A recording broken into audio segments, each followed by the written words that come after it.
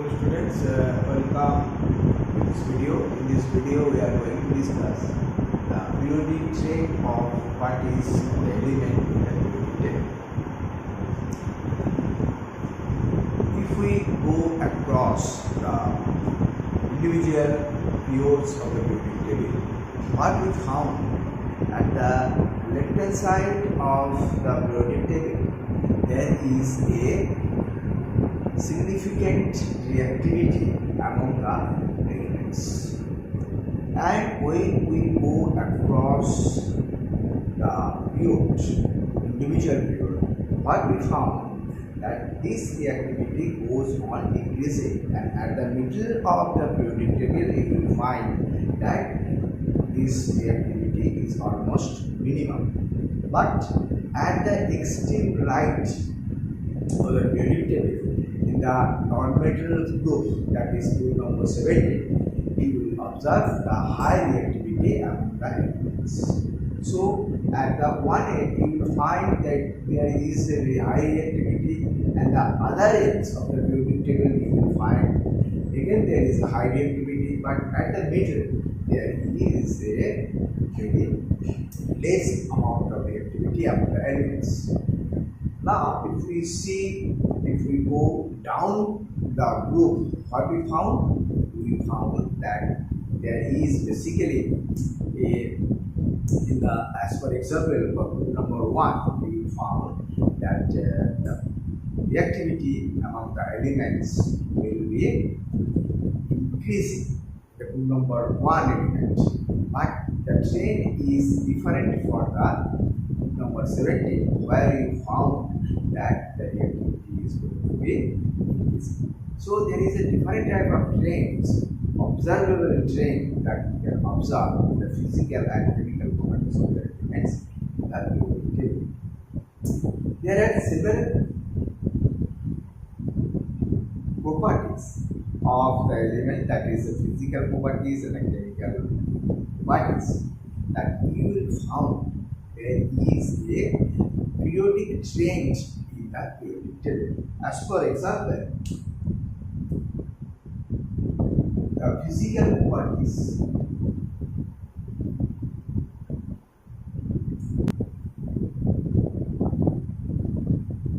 Physical properties like atomic radius, ion radius, ionization enthalpy, electron gain enthalpy, and electronegativity shows some periodic trend in the periodic table. In this video, we are going to discuss the atomic radius. How atomic radius going to be vary across the periods and down the groups, that we are going to discuss in this video. This atomic radius. Now, first let us spend some time to understand how we can able to measure the atomic radius, because atomic radius cannot be measured directly as we are going to measure any finite object like a wall or something else, because atom is very minute and it cannot be seen in the naked eye also. The size of the atomic radius, the size is basically, you can see, is 10 to the power minus 10 meters. Size is very minute. And also, the boundary of the atom is not well defined. So, always there will be the inaccuracy. There will be not such a precision in measuring the atomic radius because of the two reasons. That is, it is very minute and it has no definite boundary. So when the object do not have any boundary, we cannot be able to measure accurately its radius. So for these two reasons, atoms cannot be, radius of the atom cannot be measured directly, and for that we need some different method. Different method is by measuring the internucleus distance of the atoms when they are in the bonded state. As for example, suppose this is two atoms and this is atom A and this is atom B, and this atom A has radius A and this atom has radius B, and they are bonded in this way, and this is the bond length. Suppose CD is bond length,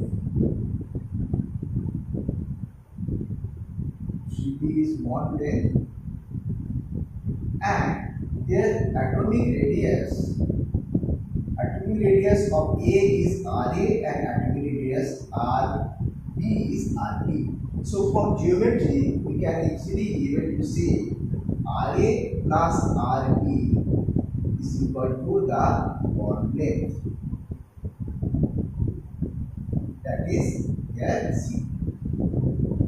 Now if we assume that RA is equal to RB, then we can easily say 2RA is equal to CB, that is RA is CB by 2. So from this relation we can say we can able to calculate the atomic radius if we know the internuclear distance, the half of the bond length means the internuclear distance, half of the internuclear distance, we can say the atomic radius. In the molecule there are two types of bonding, we know, one is covalent bonding and other is your metallic bonding. In the covalent bonding, this radius is called the covalent radius, and for the this is for the covalent bonding,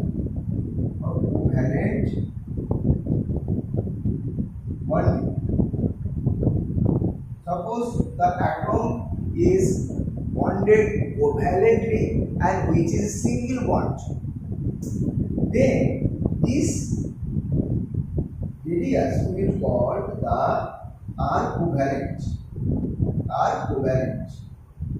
This is covalent radius.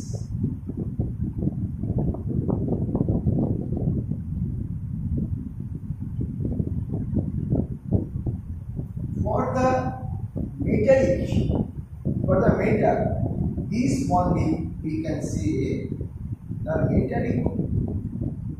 For metallic bonding, we can say R metallic, and this is given by the metallic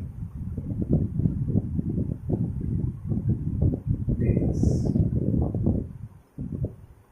So this is metallic radius and this is covalent radius, and both is the same, that is the internuclear distance between the atoms when they are in the bonded state. As for example, in CO2 chlorine molecule, the bond length is 0.98 Pa. So its covalent radius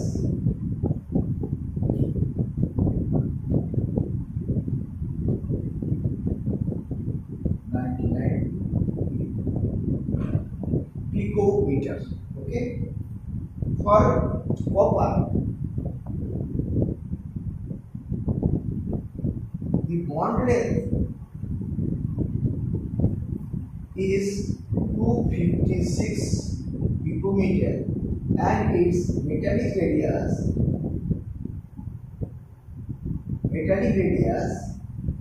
is 128 picometer. So you can see how we can able to calculate, able to measure the atomic radius, that is by knowing the distance between the atoms, that is the internuclear distance, and half of the internuclear distance we will say that is their radius. For covalent bonding, it is covalent radius. For metallic bonding, it is metallic radius. Another type of radius for those atoms which do not make a bond with anything, with themselves or with other. As for example, the noble gas, they have the radius of those atoms, they are monoatomic atoms. We will say the radius is called the van der Waals radius. So three types of radius we understand here. That is one covalent radius, other is metallic radius, and next one is the van der Waals radius.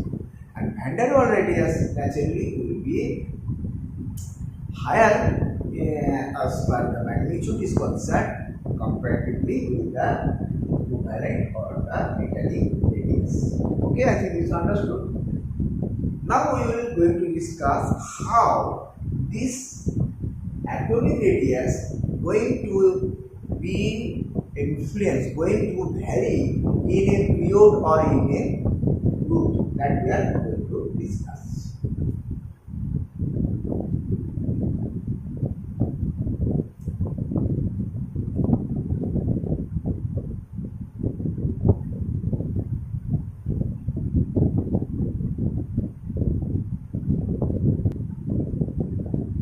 How the atomic radius of the element behaves across the period.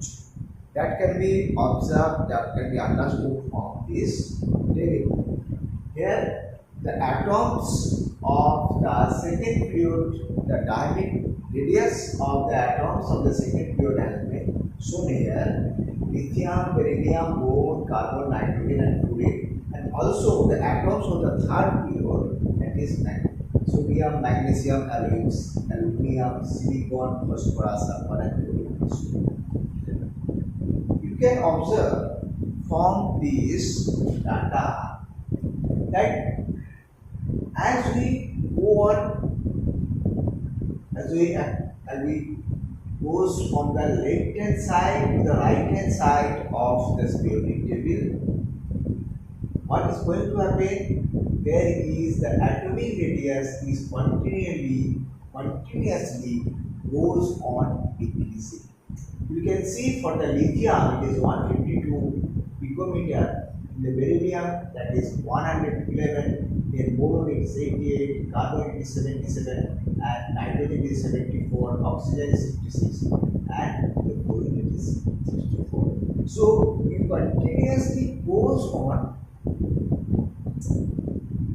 decreasing the atomic radius.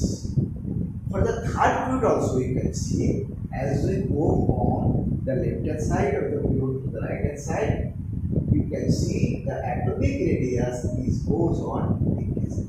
So from this data you can able to understand that atomic radius of the element that is goes on decreasing as we go from the left hand side of this periodic period to the right hand side of the period. Now question arises why it is so. What is the reason behind it? Reason behind it, that is, as we go on, the electrons are put in the same valence shell. You can see here in the lithium, in the lithium 2s subshell is built. Here also 2s subshell is built, 2s1, 2s2, then 2s2 to P1. In the same fashion, you can see that in the same valence shell, the electron is being filled. Whereas the nuclear charge goes on increasing from left hand side to right hand side. So as you go on from the left hand to right hand side, the attractive force with the valence electron that goes on increasing. So it will gradually be contracted, and the radius of this element goes on increasing. and that is for the third period also. As we go on from the left hand side to right hand side, what is going to happen? There is a decrease in the atomic radius. Now, what is the trend? Now you can see how the atomic radius is going to be in case of when we are going down the groove. You can see in the group 1 element lithium, sodium, potassium, sodium, cesium. The atomic radius is continuously goes on increasing. That starts from 152 to its cesium is 262 picometer. Whereas in the group number 17 also you can see the same trend, that as we go down the groove, the atomic radius goes on increasing. The question arises why it is so. The reason behind is that as we go down the groove, the n is increasing. N is increasing. So n is increasing means there is a addition of a new cell. N is increasing, there is addition of a new cell, and that is why the nucleus, suppose for this case this is a lithium, then in case sodium is for potassium, it is again this. So this distance from the nucleus to the valence shell goes on increasing. Here you can say higher distance, here you can say higher distance. So as the n is increasing, there is a new cell is added and the electron is further away from the nucleus. So attractive force towards the valence shell goes on decreasing. But at the same time, there is a increase of the nuclear charge. But this will not going to influence the attractive force. The attractive force of the nucleus towards the valence shell will be shielded, will be prevented by the inner electrons, which is completely shielded, and this is called the shielding effect, or we can say it is a screening effect. Here basically the inner electrons are screening the attractive force of this nucleus, and this valence shell will not going to experience the same nuclear charge as it should be because of this inner shell's effect. So that is why you can see that is the atomic radius goes on increasing as we go down the periodic table. Okay, I think both the things has been clear to you. Why in the period there is a decrease in the atomic radius, and in the groove there is an increase in the atomic radius, and that is can be explained with the effect of your nuclear charge and the screening effect of the inner cell electron, which is much more effective when the inner cell electrons are completely filled. Okay, now we are going to discuss about the ionic radius. We know ions means when we remove one electron from the neutral atom, it becomes a cation. When we remove inject some electron to the neutral atom, it will be an ion. The positively charged ion or negatively charged ion shows the same trend as we have observed in case of the neutral atom, that along the period and down the loop. Here one thing that we need to understand, that is the cation.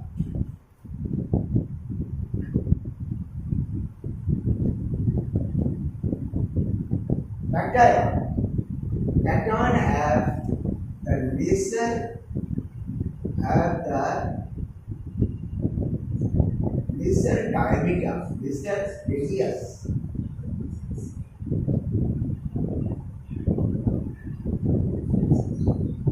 Then the parent atom.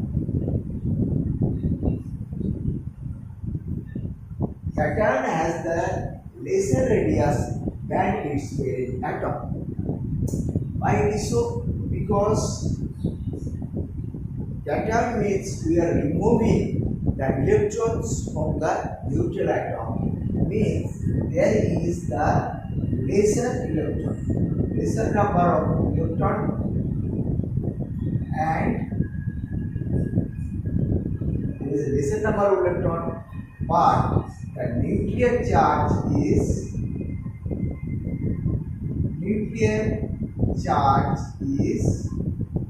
same. So there is a very much higher attractive force to the valence electrons. The effective nuclear charge is increased in case of the cations. For the anions, you can see anions has high diameter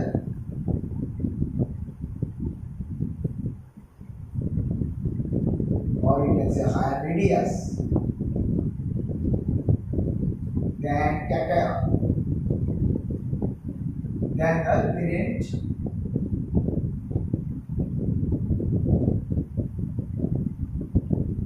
atom, because of the two things, that is the repulsive interaction of the incoming electrons with the present electron, and there is the reduction, that is a repulsion. You can write repulsion of the electrons, repulsive electrons, number one, and number two, the less reduction of effective nuclear charge, reduction of effective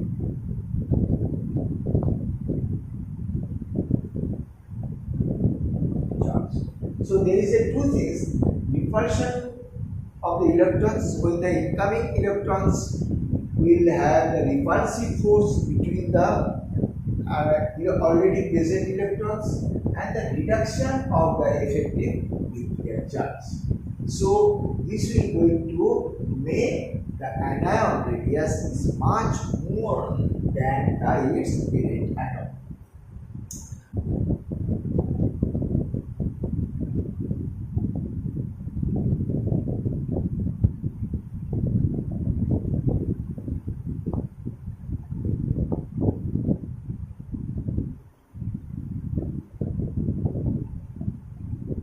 Isoelectronic species.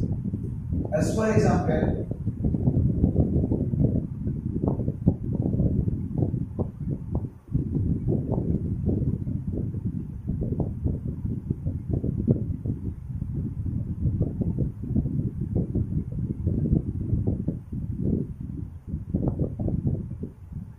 there is a anions, cations, and there is a atoms. What is common in them? That let us understand. Common in them is it is having the 10 electrons. This is having the 10 electrons. This is 10 electrons. This is having the 10 electrons. 10 and 10. So, as because of the fact they have the same number of electrons, we will call this species as a isoelectronic species. And this isoelectronic species, you can see, in spite of the fact they have the same number of electrons, but their diameter, or you can say radius, is different. So, two rules are there for cation. Higher charges, higher positive charges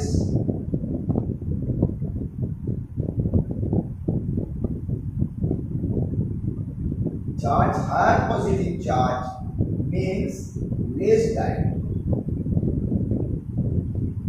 Means if you see this isoelectric species, you can say aluminum has less dia than magnesium.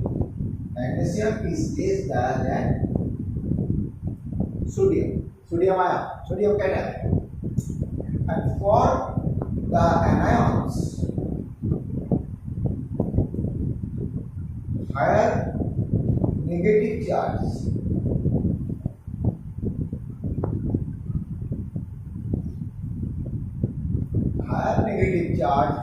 means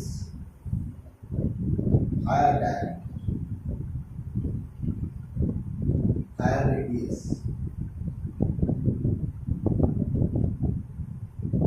So you can say that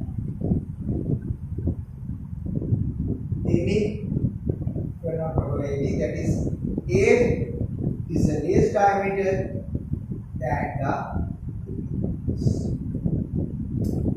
fluid ion is less diameter than the O2 minus because it is having the higher negative charge. So this is all the things, and now we discuss some questions that will give you much more clarity about this topic. Question will come. You have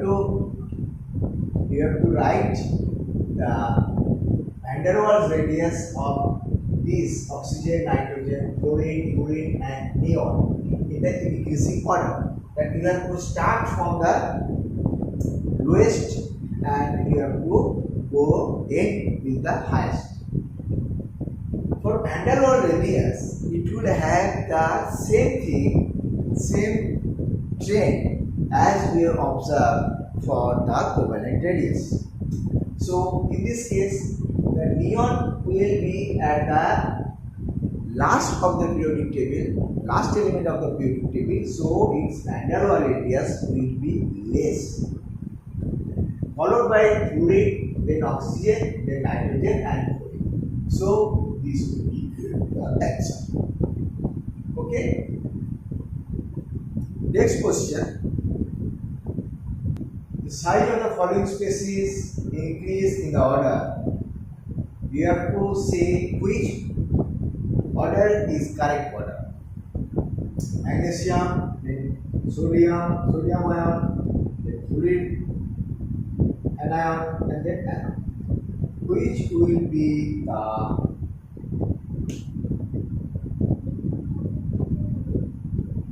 so in this case, we have to see whether these species are isoelectronic or not.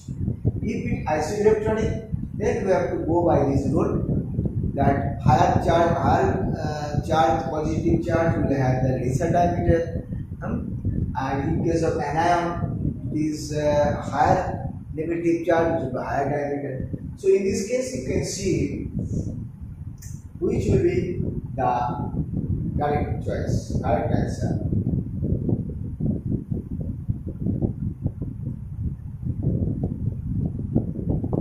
See here, all are isoelectronic species. It is having 10, it is having 10 electron, 10 electron, and it is having the, it is not 10 electron, it is having the hydrogen.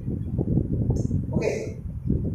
So what is going to happen? Mg, between the Mg plus 2 and Na plus, naturally Mg will be the lesser diameter than Na plus.